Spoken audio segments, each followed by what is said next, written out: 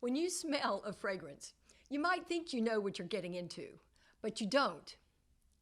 And you might think you can control it, but you can't. And if you're a perfumista, you probably don't even want to. At least that's the way it is for me. Take, for example, last week. I visited a new perfume boutique in Paris in the Marais district, the Dover Street Market.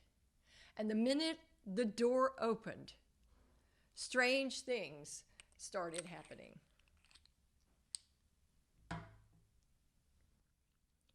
Wandering through surreal sky blue fragrance displays, I rounded a corner of whiteness and almost immediately bumped into an old friend, shape-shifted into a gracefully curved line of small violet bottles.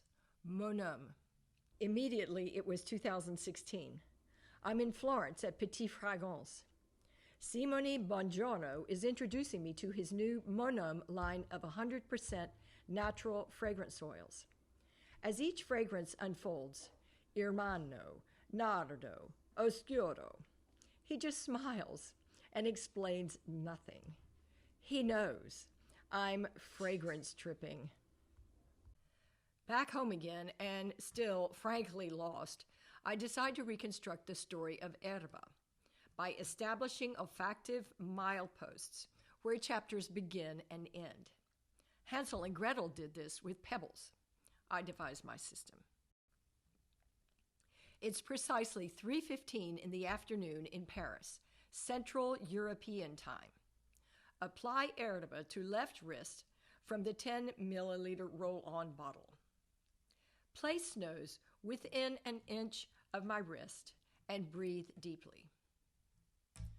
Observations: green, deep green, aromatic green, pervasive, warm yet sharply cool and refreshing. It's similar to the maquis, the low-lying shrubs that grow wild in the Mediterranean regions of Europe. Note to self: this is the smell of a wild North American forest, warm, dry pine needles, ivy, and other small shrubs. This is the ground beneath my feet. This is where I grew up. This is Asheville, North Carolina.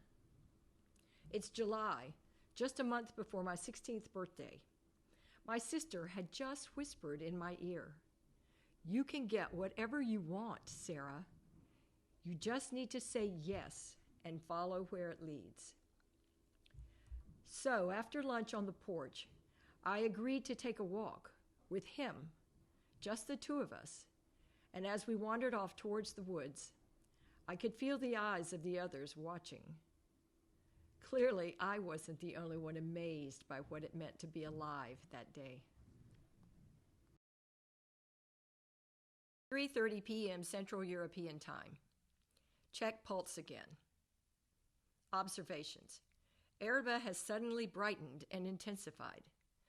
There are traces of saltiness and a little light oiliness. Note to self: a narrow ray of sunshine has broken through to light up a tiny circle in the otherwise dark forest. 4:30 p.m. Eastern Daylight Time. Observations: still very green, though the aromatic sharpness has softened. Note to self: the shadowy coolness of late afternoon. 7:30 p.m. Somewhere between Central European and Eastern Daylight Time. Observations: though fainter, the fragrance is still light and green. There's a sharp yet reposing sweetness similar to lavender. Note to self: how peaceful the twilight. The birds have stopped chirping. This is where I belong. 10:30 p.m. Note to self: soft and cool midsummer air, winking starlight, and moon shadows through leafy branches.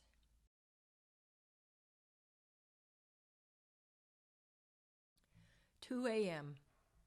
The moon has woken me up. The fragrance is fainter now, receding. Note to self, how could something so intense only hours ago now only exist as fading traces of memory? Where has it gone? I press my wrists closely to my face and breathe deeply.